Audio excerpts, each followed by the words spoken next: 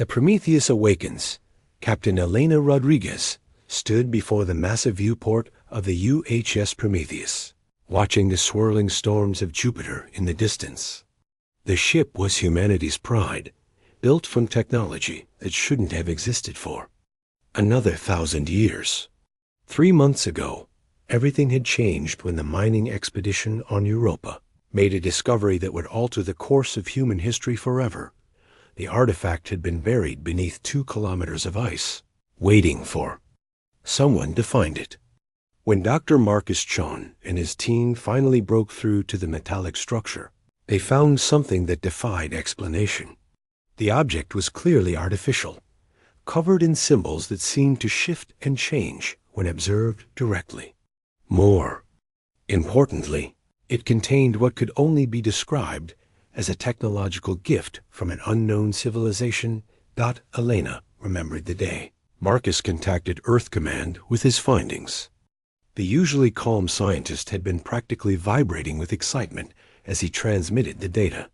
The artifact contained blueprints for advanced propulsion systems, energy weapons, and defensive technologies that were centuries ahead of anything humanity had developed. But there was something else. Something that made the discovery even more remarkable. The technology was adaptive. It seemed designed to work with whatever species discovered it, molding itself to their particular strengths and capabilities. For humans, this meant the systems integrated seamlessly with their natural problem-solving abilities and creativity. The more humanity worked with the technology, the more it evolved to match their needs. Elena turned from the viewport as her first officer approached. Commander David Park had been with her for 5 years, and she trusted his judgment more than anyone else in the fleet. His expression was serious as he handed her a communication tablet. "Captain, we've received a priority transmission from Earth Command," David said. "You need to see this." Elena activated the tablet and watched as Admiral Sarah Morrison appeared on the screen. The Admiral's face was grave as she began to speak. "Elena, what I'm about to tell you is classified at the highest level. Yesterday, we made contact with an alien civilization. They call themselves the Galactic Council, and they claim to represent dozens of species across this part of the galaxy. They're sending a representative to meet with us." Elena felt her heart skip a beat. First contact with alien life had been humanity's dream for centuries. But something in the Admiral's tone suggested this wasn't the peaceful encounter everyone had hoped for. The message continued. "The representative will arrive at your position in 18 hours. Their ship is massive, unlike anything we've ever seen. Elena, I'm giving you full authority to handle this situation as you see fit. The Prometheus is our most advanced vessel, and you have our best crew. Don't let humanity down." As the message ended, Elena looked at David. They both understood the weight of what was happening. Humanity was about to take its first steps onto the galactic stage, and they would be the ones to represent their entire species. "Sir, should we prepare a greeting committee?" David asked. "Yes, but also bring the ship to full readiness," Elena replied. "Something about this feels wrong. If they were friendly, why meet us out here instead of approaching Earth directly?" Elena called for an emergency meeting of her senior staff. Within minutes, her key officers had gathered in the briefing room.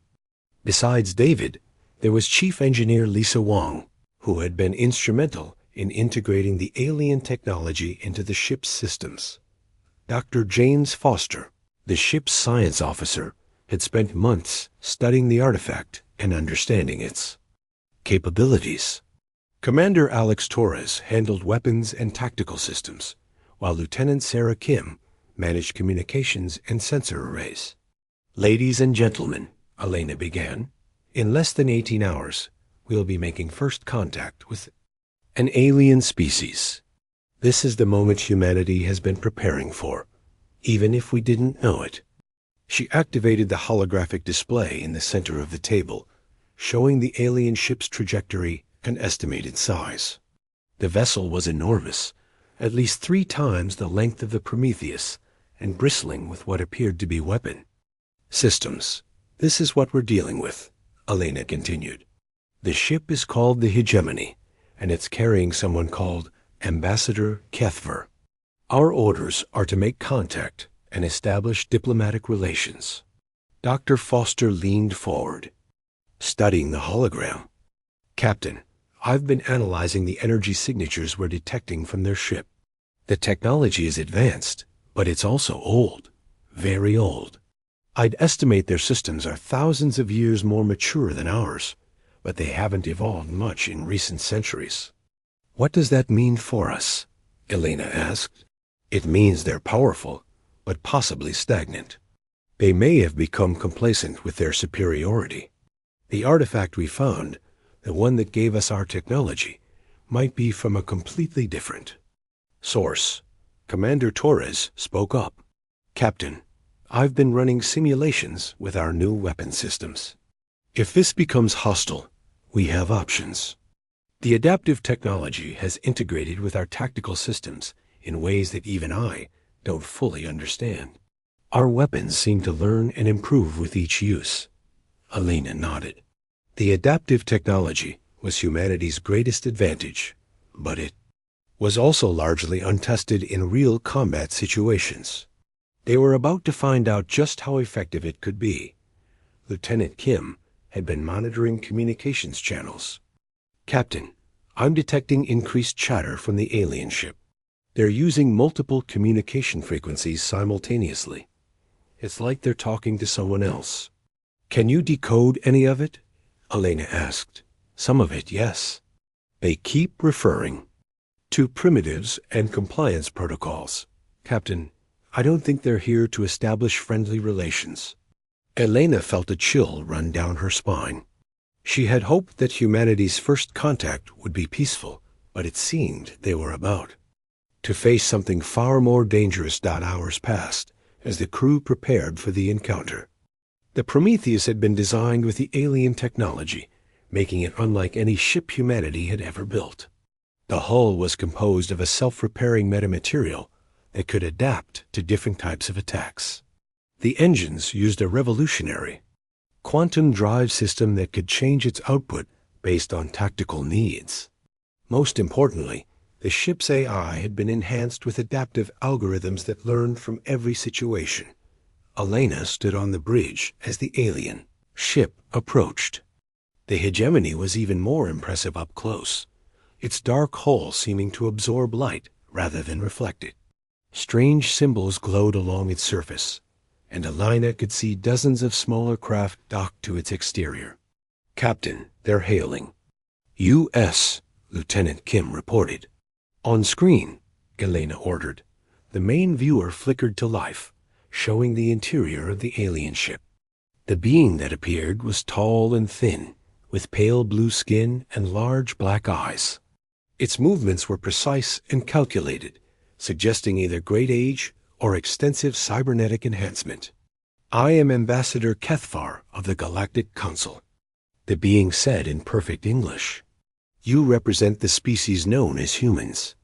I am Captain Elena Rodriguez of the United Human Ship Prometheus, Elena replied. We welcome this opportunity for first contact between our species. Kethvar's expression didn't change. There will be no negotiation. Your species has been evaluated and found to be in violation of Council protocols. You have acquired technology beyond your development level and refuse to register with our authority. Elena felt anger building inside her. We've never heard of your council before today. How can we violate protocols we didn't know existed? Ignorance is not an excuse, Kethvar replied coldly. Your species has proven aggressive and unpredictable. You will surrender all advanced technology and submit to council oversight. Your ships will be decommissioned and your people relocated to designated sectors. The bridge fell silent as the implications sank in. This wasn't first contact. This was a demand for humanity's surrender. Elena stepped forward. And if we refuse? Then your species will be eliminated, Kethvar said matter-of-factly. We have done this before. Compliance is not optional. The transmission ended, leaving the bridge in stunned silence. Elena looked at her crew, seeing the same determination in their eyes that she felt in her heart. "Well," she said finally, "I guess we have our answer about their intentions." David stepped beside her. "Captain, what are your orders?" Elena looked out at the massive alien ship, then back at her crew. These people represented the best of humanity, and she would not let them down. Send a message to Earth Command. Tell them the Galactic Council has demanded our surrender, and we have refused. Then prepare for battle. We're going to show these aliens what happens when they threaten humanity. As the crew moved to their stations, Elena felt the weight of history on her shoulders. In the next few hours, they would either prove that humanity deserved its place among the stars, or they would die trying. Either way, the galaxy would remember what happened when free humans faced impossible odds. The Prometheus began to power up its systems, the adaptive technology responding to the crew's determination. Unknown to Elena, the ship was already beginning to evolve, preparing for a battle that would change the course of galactic history forever. The Battle of Titan's Gate. The space around Saturn's moon, Titan became a graveyard of metal and plasma. As the Galactic Council's fleet emerged from hyperspace, 50 massive warships materialized in perfect formation, their dark hulls bristling with weapons that had conquered a dozen civilizations. At their center, the command dreadnought Eternal Judgment stretched nearly 10 kilometers in length, its hull scarred by countless battles across the galaxy. Captain Alana Rodriguez stood on the bridge of the Prometheus, watching as the enemy fleet took position. Her ship was alone, facing impossible odds, but her crew had never been more focused. The adaptive technology hummed through the ship's systems, responding to their collective determination with improvements that even Dr. Foster couldn't fully explain. "Captain, I'm reading massive energy buildups across their fleet, Lieutenant." Kim reported from her communications station. "They're preparing to fire." Elena nodded grimly. "All hands, this is the captain. In 30 seconds, we're going to face the largest alien fleet in recorded history. They believe we're primitives who will break at the first sign of their power. They're wrong. Today, we show the galaxy what humanity is capable of." The first volley from the Council fleet lit up space like a miniature sun. Hundreds of energy beams, each one capable of destroying a city, converged on the Prometheus. The ship's adaptive shields flared to life, creating a shimmering barrier that seemed to drink in the energy attacks. Shields holding at 90%. Commander Torres reported, his voice filled with amazement. "Captain, the defensive systems are analyzing each attack and adapting our defenses in real time." Elena smiled grimly. The alien technology they'd discovered wasn't just advanced, it was learning. With each attack, the Prometheus became more resistant to the Council's weapons. "Return fire," Elena ordered. "Target their smaller ships first. Let's see how they handle something they've never faced before." The Prometheus's main guns opened fire, but instead of the traditional energy beams the Council expected, the ship launched a barrage of adaptive projectiles. Each round was guided by AI that adjusted its approach based on the target's defenses. The Council ships, designed to deflect energy attacks, were helpless against the kinetic assault. 3 Council frigates exploded in rapid succession, their hulls unable to withstand the precise targeting of the adaptive ammunition.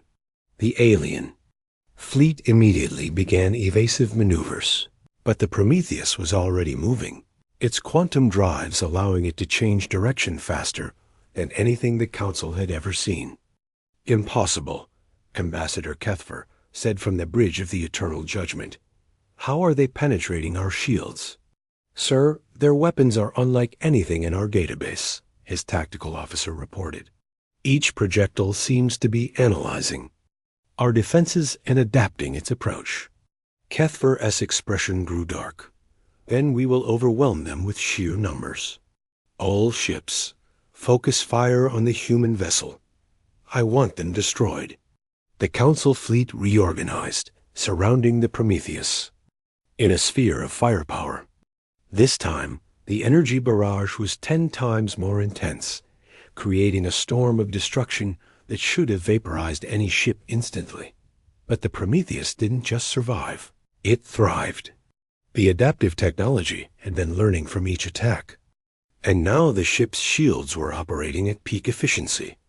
More importantly, the defensive systems had begun to redirect the absorbed energy back into the ship's weapons.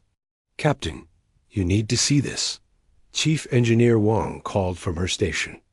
"The ship is using the enemy's own energy to power our systems. Every attack is making us stronger." Elena felt a surge of pride. This was humanity at its best, taking impossible odds and finding a way to turn them into an advantage.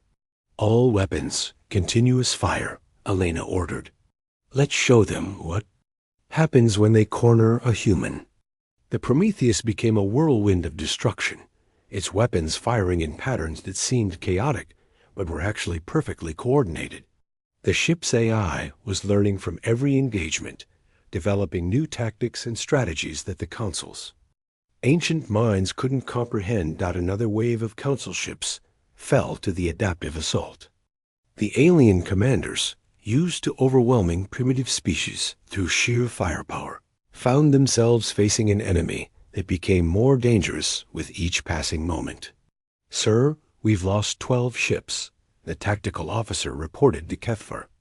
"Their vessel appears to be adapting to our weapons faster than we can modify our attack patterns." Kethvar watched in disbelief as another of his frigates was torn apart by the human ship's weapons. "This is impossible. No primitive species should have technology this advanced." "Ambassador," a new voice spoke from the communication system. "Perhaps it's time we reconsidered our approach." On the main viewer, a new alien appeared. This one was smaller than Kethvar, with golden skin and large eyes that seemed to hold ancient wisdom. Elena recognized the species from the ship's database, one of the Council's member races called the Zephyrians. "Sub-Commander Veltar," Kethvar said coldly, "you are not given permission to speak." "The humans are not primitive," Veltar continued, ignoring the reprimand. "Their technology is unlike anything we've encountered. Perhaps we should consider peaceful contact instead of forced compliance." Elena saw an opportunity. "This is Captain Rodriguez." "Sub-Commander Veltar, are you speaking? For yourself or for others in your fleet?" "I speak for the Zephyrian vessels in this fleet," Veltar replied. "We have watched the Council's methods for centuries, and we grow tired of forcing compliance through violence. Your species shows promise." Kethvar's expression turned to rage. "Veltar, you will cease this communication immediately. All ships resume firing on the human vessel." But something had changed. Several of the Council ships, those belonging to the Zephyrians and 2 other species, began to pull back from the attack formation. The unity of the Council fleet was breaking down. Elena seized the moment. "To all ships in the Council fleet, this is Captain Rodriguez. We didn't come here to fight you. We came seeking peaceful contact between our species. Your ambassador chose violence, but it's not too late to choose a different path." More ships began to pull back from the attack formation. The Council's iron grip on their member species was weakening as they witnessed something they had never seen before. A primitive species standing up to the Council's might and winning. "Captain," Dr. Foster called from his station, "I'm detecting massive energy buildups in the remaining Council ships. They're preparing some kind of final attack." Elena looked at the tactical display. 28 ships remained in attack formation, led by the massive Eternal Judgment. Their weapons were charging to levels that could potentially overwhelm even the Prometheus's adaptive defenses. "All hands, prepare for maximum assault," Elena announced. "This is their final push. If we can survive this, We've won. The remaining Council ships unleashed everything they had. The space around the Prometheus became a maelstrom of energy and destruction. The ship's shields flared and sparked as they absorbed attack after attack, but the adaptive technology held firm. More importantly, the ship was learning. With each wave of attacks, the Prometheus's systems became more efficient, more precise, more deadly. The weapons that had once seemed impossible to counter were now being turned into fuel for humanity's counterattack. Now, Elena said quietly, full assault. And this, the Prometheus unleashed its full power, its weapons striking with precision that bordered on the supernatural. The adaptive technology had learned not just how to defend against the Council's attacks, but how to predict them. Each shot found its mark. Each strategy countered the enemy's moves before they could be fully implemented. The Council ships began to fall in rapid succession. Their ancient tactics, perfected over millennia of conquest, were useless against an enemy that adapted faster than they could adjust. Within minutes, only the Eternal Judgment remained, its massive hull scarred and bleeding atmosphere. Ambassador. Kethvar, Elena said, opening a communication channel. Your fleet is defeated. Surrender now, and we can discuss terms. Kethvar's image appeared on the screen, his perfect composure finally cracked. This is impossible. You are primitives. You cannot defeat the Galactic Council. We just did, Elena replied simply. The question now is what happens next. You can continue fighting and lose your flagship, or you can accept that humanity has earned its place among the stars. For a long moment, Kethvar said nothing. Then, slowly, he bowed his head. The Eternal Judgment surrenders to the human vessel Prometheus. The battle was over. Around them, the ships that had withdrawn from the fight began to approach, their commanders requesting communication with the human vessel. The Galactic Council's absolute authority had been broken by a single human ship and the courage of its crew. Elena looked around the bridge at her officers. These people had just changed the course of galactic history. They had taken humanity from an unknown species to a galactic power in the span of a few hours. Captain, Lieutenant Kim reported, we're receiving messages from Earth. They're requesting a full report on the situation. Elena smiled. Tell them that first contact was successful. Humanity has officially joined the galactic community, and we did it on our own terms. As the Prometheus began to coordinate with the former Council ships, Elena realized that this was just the beginning. Humanity had proven they belonged among the stars, but now they had to learn how to thrive there. The adaptive technology that had saved them today would continue to evolve, but so would the challenges they faced. The galaxy was vast and full of wonders and dangers that humanity had never imagined. But as Elena looked at her crew, she knew that whatever came next, humanity would face it with the same determination and ingenuity that had won them this impossible victory. The age of human expansion had begun, and the stars would never be the same. Asterisk.